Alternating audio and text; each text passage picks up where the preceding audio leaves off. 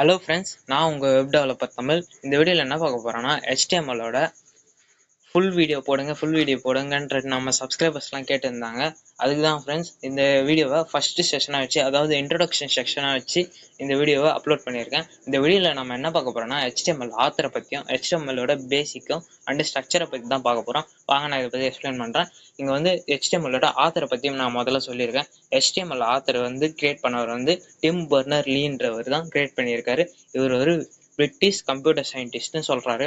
அதாவது இது முதல்ல 1991 தான் இதோட ஃபர்ஸ்ட் வெர்ஷன், HTMLோட ஃபர்ஸ்ட் வெர்ஷன் கிரியேட் பண்ணப்பட்டுச்சு.